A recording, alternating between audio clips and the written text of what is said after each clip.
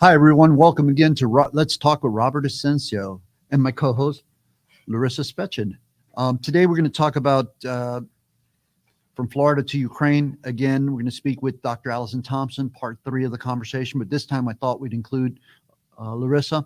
And we're going to speak to Tim, who is Dimitri, who is in Ukraine.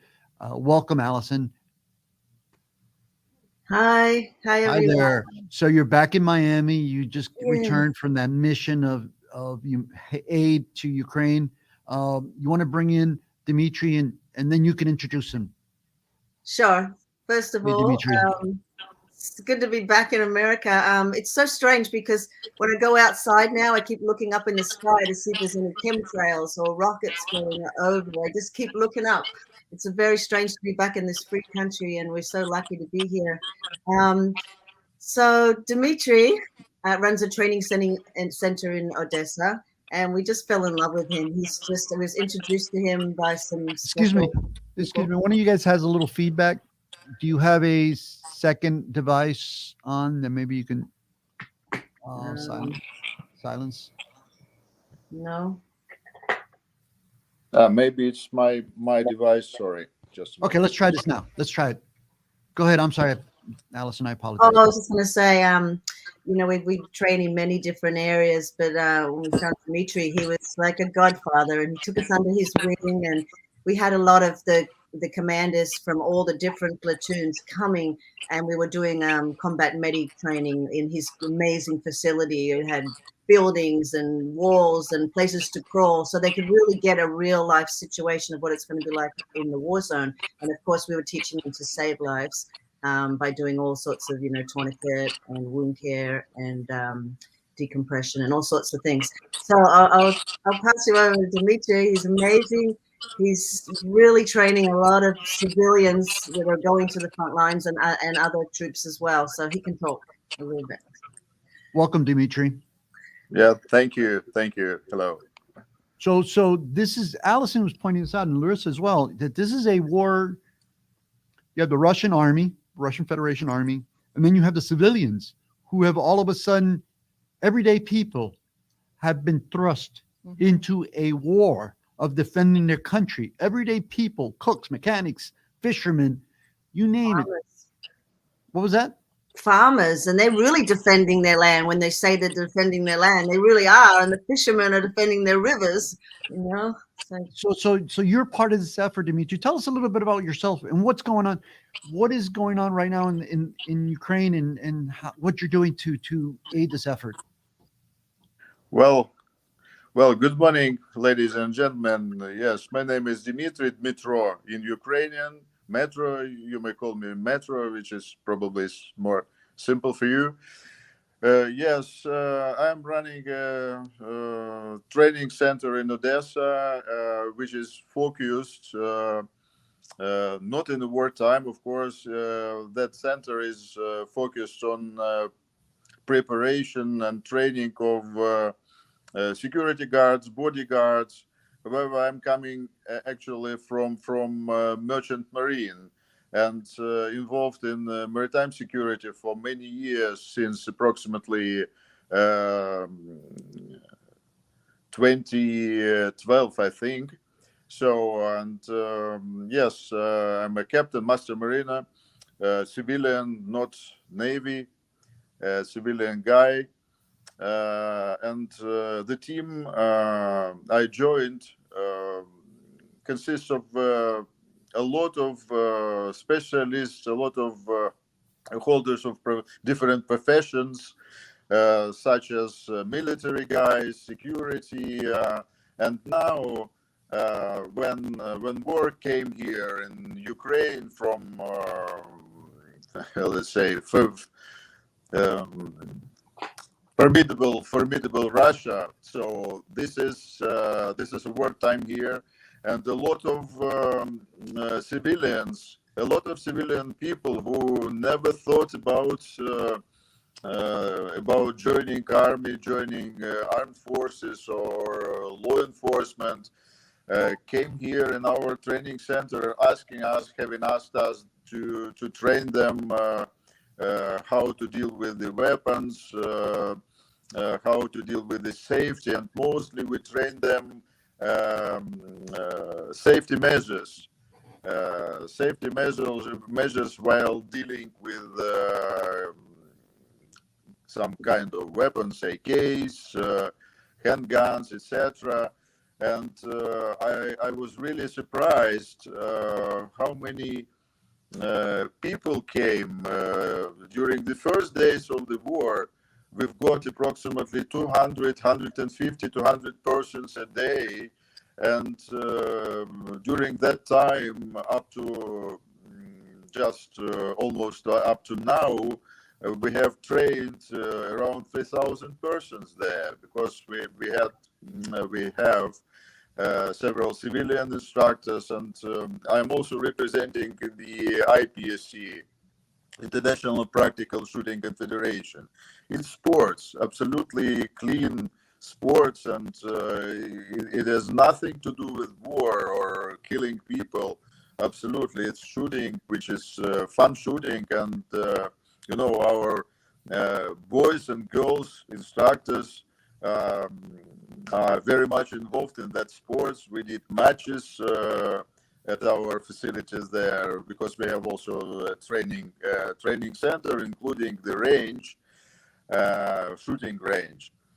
A lot of fun just 2 months, 3 months ago, but now it's incredible how the people are concerned and how the people are interested in defending the motherland, Ukraine. A lot of professions, as Alison said, there were a lot of farmers, people who make makeup, haircuts, women, men, everybody. So, and all of them are eager to defend the motherland, defend Ukraine, defend our home city, Odessa, which is pretty famous, such as Miami in the United States and in the world. So I think that there are 7 Odessas all over the world, including United States and other places. So our Odessa is the mother of all Odessas all over the world, by the way. And Dimitri, you've been to Miami. Dimitri, you've been to Miami, correct? Yes, I've been to. Yes, I was sailing for 12 years, by the way, on board of a pretty famous vessel, Maxim Gurkey. This is the vessel where the meeting between Bush and Gorbachev held on Malta in I think it's 1991, right, or 1991, right, or and, 89. And I was a navigator there, chief navigator. So, and I told you that I hold master's mariner's license. And yes, I've made 7 round the world voyages, including visiting United States. And we were the first cruise vessel of Soviet Union which visited United States after Cold War. Wow. All right. Wow. So Miami, yes, I've been there. And last time I've been while graduation of my elder son, who is a citizen of the United States. He graduated from Miami, from Florida State University in Tallahassee. We won't hold that against him. We won't hold that against him, Dimitri. But you know what's interesting is that, here Alison was on this humanitarian mission. You were doing your everyday life, and man, you guys connected. And their big effort, actually a byproduct of that connection, is helping train soldiers to save their lives. Any thoughts? Absolutely. That's pretty impactful. Yes, yeah. Just a few words. Just a few words. I want to say thank you very much to Alison and her nice team for what they did and for what they are doing in Ukraine, because they brought a lot of medical stuff here, IFACs, medicines, etc., and they're just helping saving lives of civilians and military people here in Ukraine. Thank you very much. Well, I think that it's really a testament, as we said before, to the human spirit and how strong people are and can be when they need to be. And the fact that you can just pivot from doing one thing and all of a sudden become a specialist in something else and be able to help people from whichever background they come from. I can't imagine someone that was a makeup artist all of a sudden having to have military training. Mhm. And I can't imagine how it feels for you, Dimitri. You have a child that graduated from a Florida State University, and yet you are in Odessa, which I've never been to, but I can attest it is very, very famous. It's sort of like You're the welcome. It's like the Sunny House Beach of Oh, of there you go, Ukraine. plug your city. But you know, Alison, you said something to me yesterday that I think I dreamed about, and because I can't picture what you're going through. So you were in Ukraine as Dimitri is.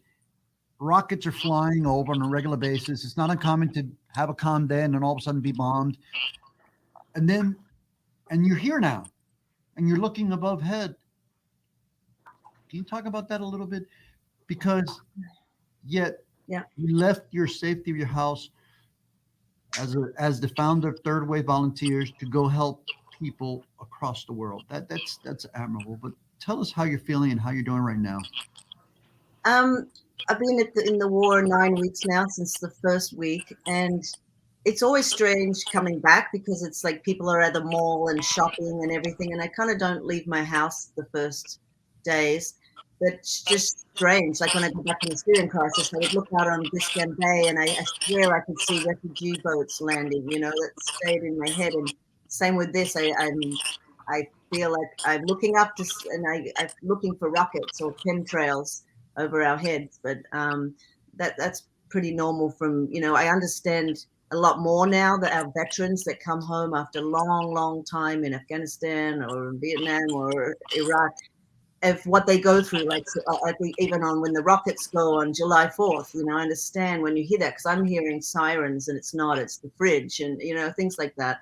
The most important thing, I got text this morning from a lot of our people on the front lines, and they show me they have no helmet, they have no IFLEC, any way to protect their organs, and they have running shoes, a lot of the people on the front lines, and they're asking, can we please get helmets and IFLEC jackets and things like that. And I know Dimitri wanted to touch on that too, because they just don't have any equipment, and it's to see them on the front lines with a floppy hat it's just, and I know I've been hearing that people are sending them from all different countries, but I'm not seeing them reach the front lines. And how we can help with that, Dimitri?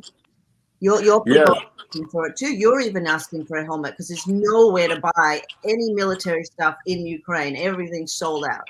So what happens when you were there, and how are people able to get anything that's sent over? Or do you not? Is there no facility? Because that's a very good question. It's just, where does it go? Well, there's warehouses all through the borders, and I'm seeing the food come in. The food arriving in different areas and different medicines. They're being tricky at the borders with even medicines. The front lines are begging for morphine and fentanyl and everything because people are in so much pain out there in the front lines.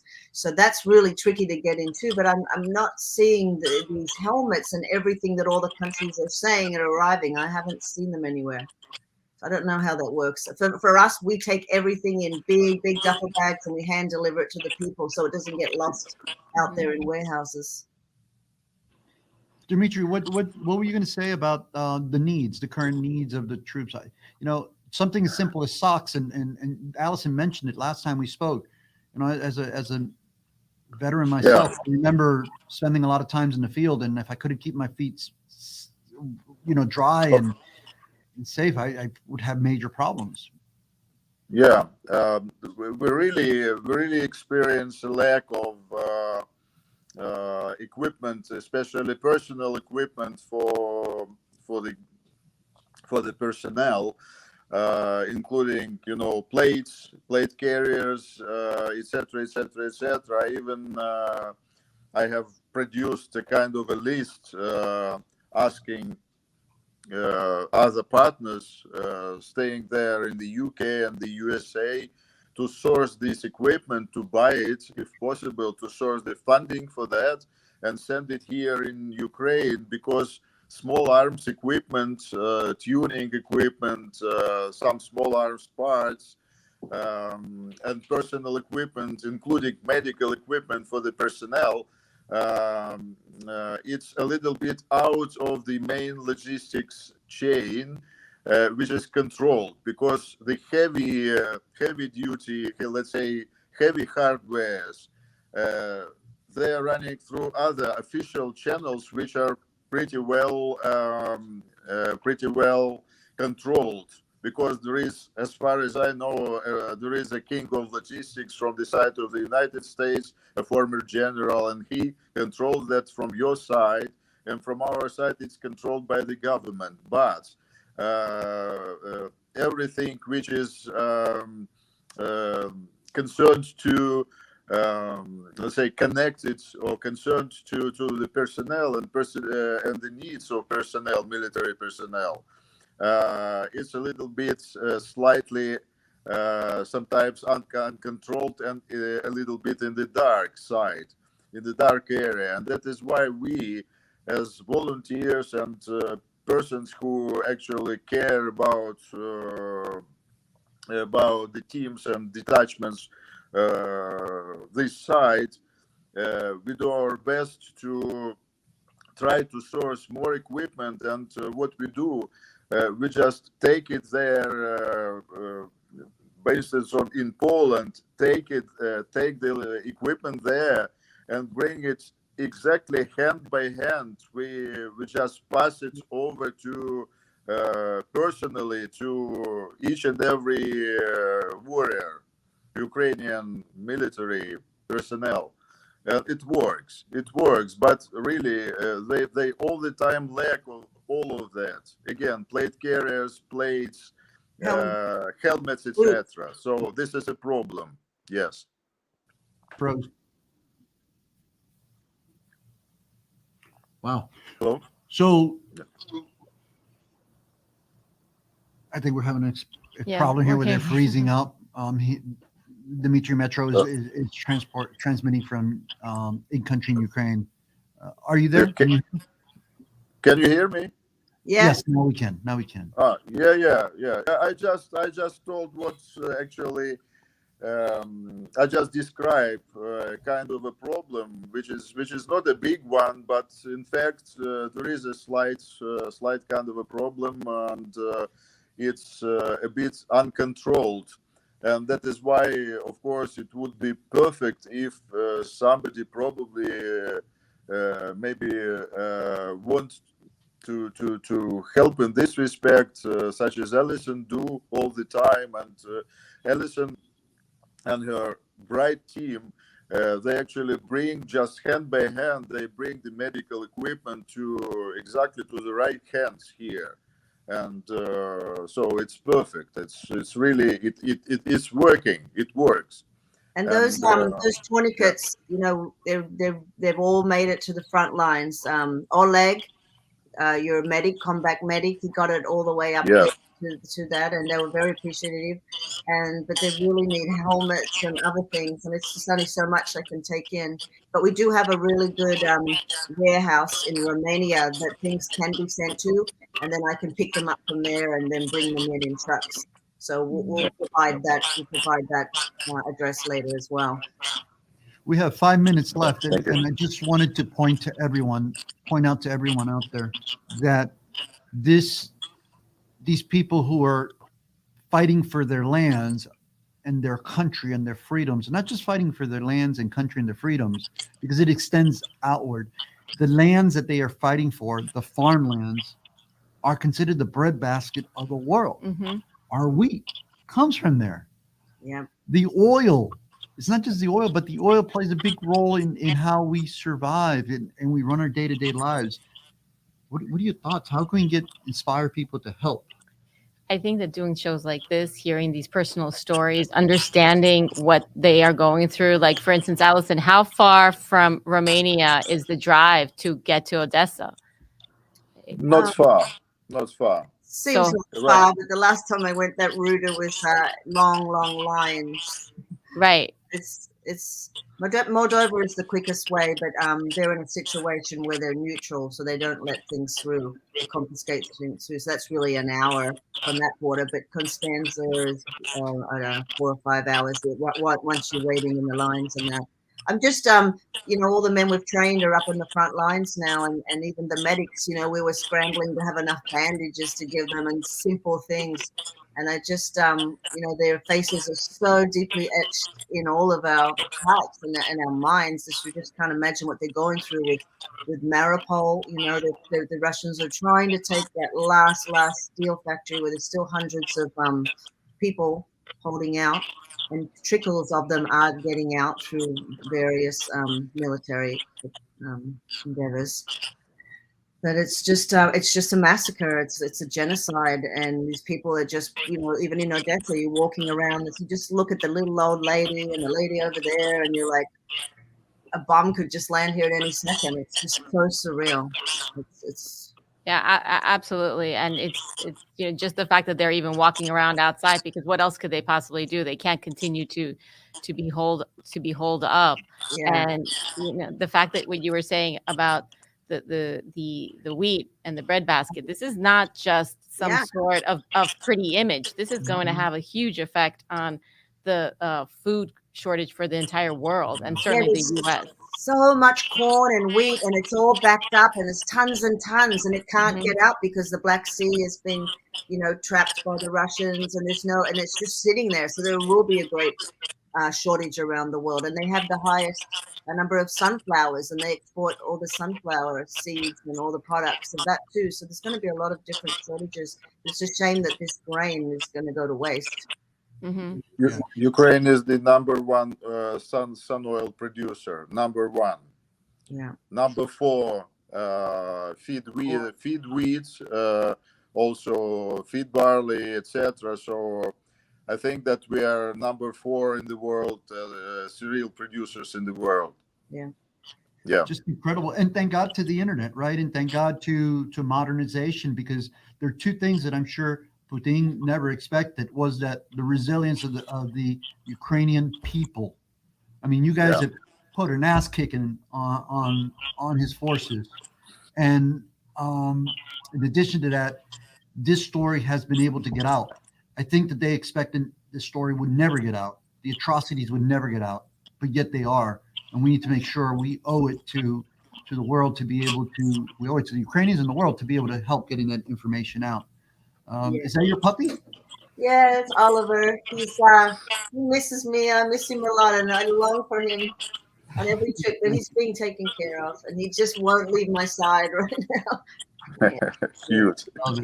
So, Metro, what is your? We have 1 minute left. What is your parting words? What do you want the world to know?